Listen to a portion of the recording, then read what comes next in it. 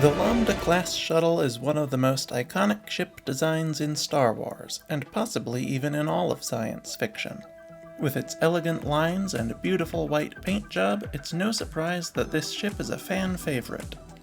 I have no doubt that if you are watching this, you would instantly recognize this ship. But the Lambda has decades of evolution before and after it that are not as famous, but no less interesting. I'm Joey from Radio Free Coruscant, and this is every Greek letter shuttle in Star Wars.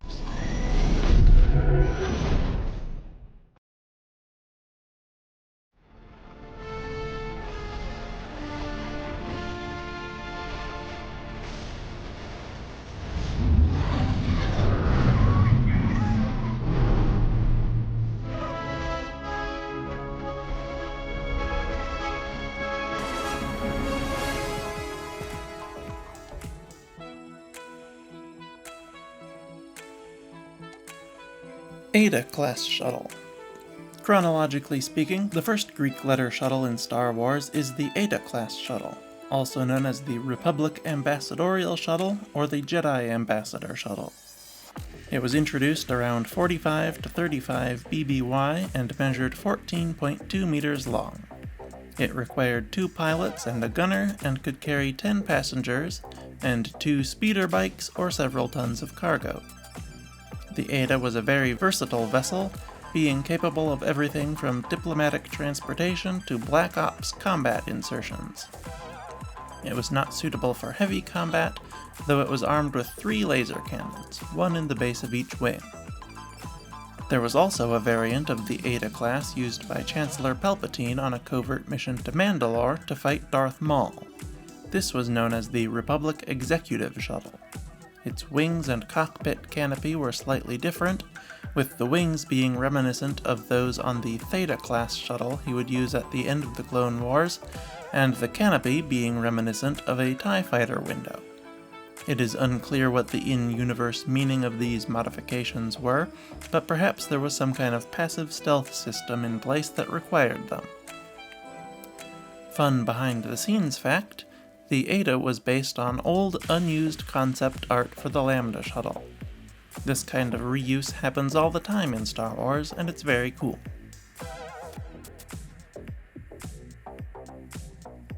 New class attack shuttle. Starting early in the Clone Wars, the Eta-class shuttle was supplemented by a new craft, the new class attack shuttle.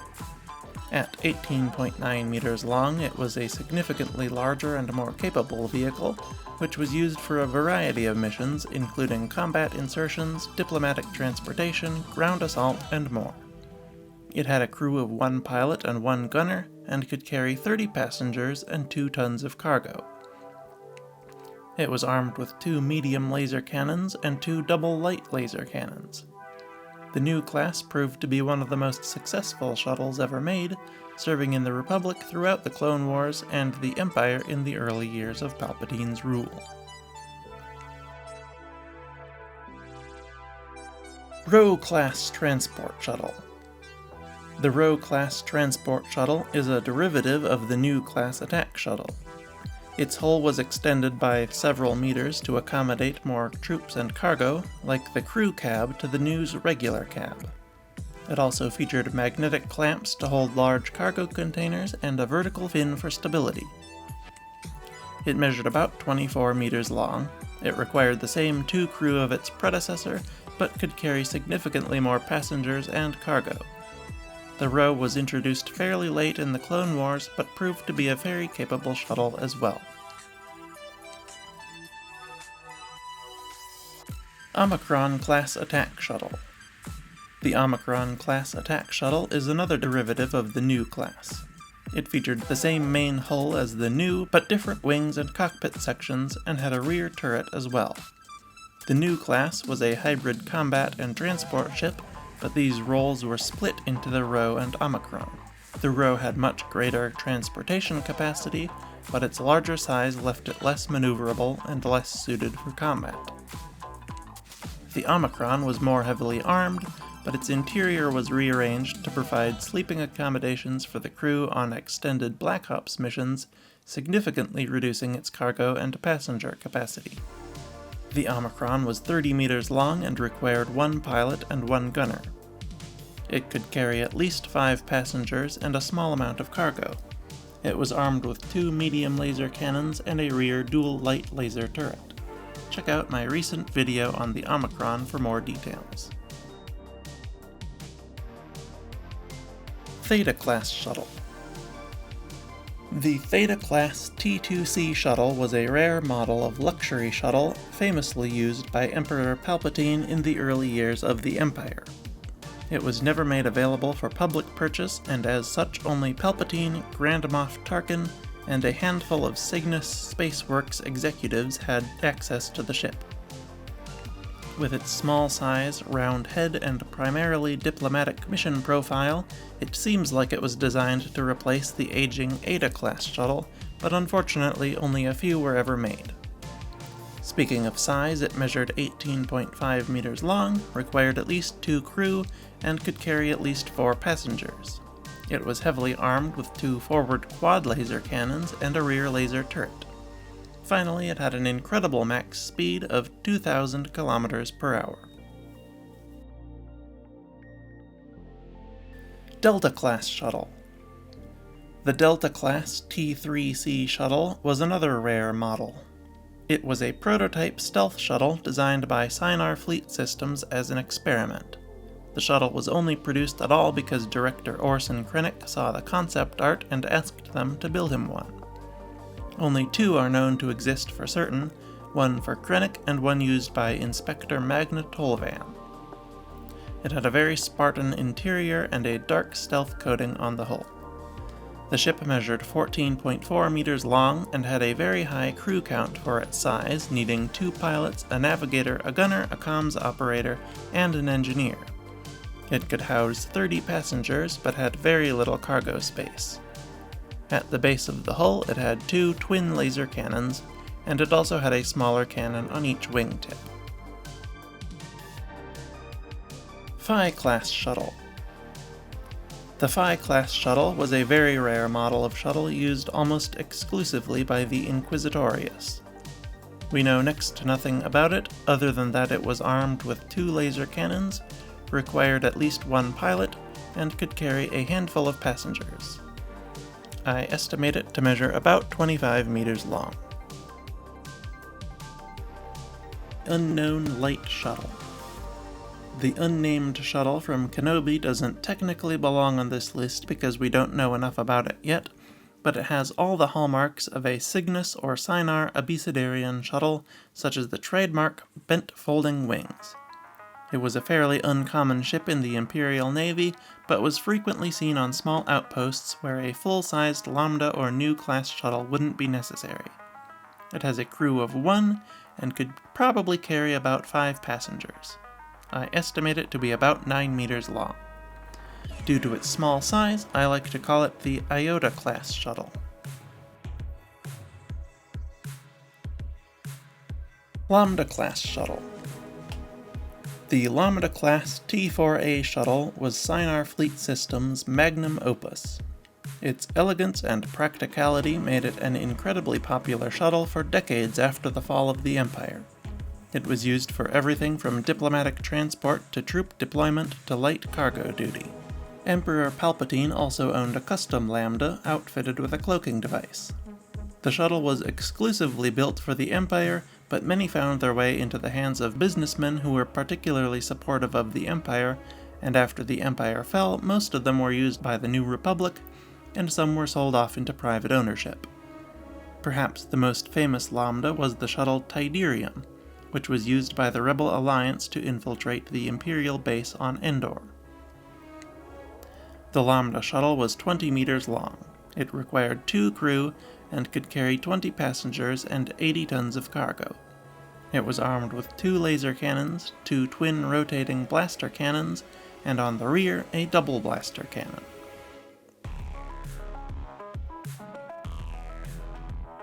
Sentinel-class landing craft. The Sentinel-class landing craft doesn't technically belong on this list, as it doesn't follow the right naming convention and is classified as a landing craft instead of a shuttle, but as a derivative of the Lambda shuttle, I felt it was worth including. The Sentinel was very large at 28 meters long. It required 5 crew and could carry 54 to 75 passengers, depending on the configuration, and 180 tons of cargo. It was well armed with 8 laser cannons, 2 concussion missile launchers, 2 blaster cannon turrets, and an ion cannon turret. It was built out of many of the same components as the Lambda shuttle, but with a significantly expanded main hull. The head section was modified as well to not obstruct the boarding ramp. The Sentinel was commonly used by the Empire to deploy a large number of troops to planets and to transfer cadets to and from facilities such as the Imperial Naval Academy. Mu-class shuttle. The Mu-class was very similar to the Lambda. In fact, it was mostly the same, except the main wings could fold in half for landing and had laser cannons at the tips, and the vertical wing was replaced with a mining laser. Like the Lambda, it measured 20 meters long. It had a crew of 2 and could carry 14, 24, or 40 passengers depending on the variant. It was very rare. Delta-class Escort shuttle. The letter Delta was assigned to a very different shuttle in the Legends continuity. The Delta-class JV-7 Escort shuttle was a 30-meter-long attack shuttle used primarily to escort high-ranking Imperial officers through contested space. It was armed with 3 forward laser cannons, a rear dual turbo laser turret, and 2 concussion missile launchers. It had a crew of 2 pilots and 6 gunners, and could carry 10 passengers. The JV-7 was based on the Lambda-class shuttle, but featured stronger shields and greater speed and maneuverability. Zeta-class heavy cargo shuttle. On the far opposite end of the spectrum, we have the Zeta. The Zeta-class shuttle was a large, bulky ship used to haul massive amounts of cargo. It is most famous for its use in transporting harvested kyber crystals to Scarif for the Death Star's construction, but it was used in Imperial construction and mining operations all across the galaxy. It measured 35.5 meters long, it had a crew of 2 and could carry many tons of cargo in a ventral cargo pod. It could also carry passengers if no cargo was aboard.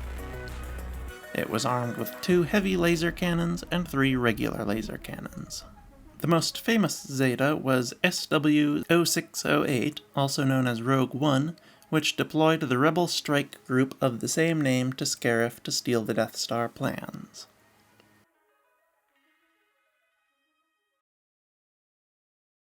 Zeta-class shuttle. There was also another shuttle called the Zeta-class. Virtually nothing is known about it, as it only appeared in 3 issues of the 2017 Darth Vader comic. It could carry 18 passengers and was used by the Inquisitorius. It resembled a stealth version of the Sentinel landing craft. Upsilon-class command shuttle. Several decades after the fall of the Empire, Imperial sympathizers would design the Upsilon-class command shuttle for the First Order. This 19-meter-long shuttle was inspired by the design and capabilities of the Lambda-class. It required a crew of 2 and could carry 10 passengers and a small amount of cargo. It was armed with 2 twin-heavy laser cannons. The biggest advantage of the Upsilon were its sensors and sensor jamming equipment. These were much more advanced than those of the previous shuttles and enabled it to act as a stealth and reconnaissance ship. It also had powerful shields. Perhaps the most unique feature of the Upsilon were its collapsible wings. They folded vertical for landing like many shuttles do, but due to their incredible length, they were designed to retract in on themselves to save space in landing bays and not give away the ship's position on the ground. Only a handful of these were built, though, as they were only available to high-ranking members of the First Order. Xi-class light shuttle. The last shuttle on our list is another that we don't know very much about. The Xi-class light shuttle was an 11.8 meter long ship used by the First Order to ferry officers and equipment around. It had a crew of 1 to 2 and could carry 6 passengers. It was armed with 2 light laser cannons. These shuttles could be found at many First Order installations, including their flagship, the Supremacy. And those are all the shuttles named after Greek letters, plus a couple extras. Let me know in the comments which one was your favorite. I did leave out 3 ships that are described as shuttles but do not follow the same form factor as all the rest. Those would be the Kappa-class shuttle used by the Republic, which looks like a Lego model of a Lambda shuttle that has fallen off a shelf, as well as the Beta and Gamma-class assault shuttles, which I would argue are dropships or boarding craft rather than proper shuttles based on their descriptions. All are excellent ships, but better off as the subjects of their own videos. Anyway, if you would like to learn more about some of the ships we did talk about, I have made videos on the Eta, Lambda, and Omicron, which you can check out in the links in the description if I remember to put them there, which I will not. Please subscribe to the channel if you aren't already, and I will see you next week. RFC, out.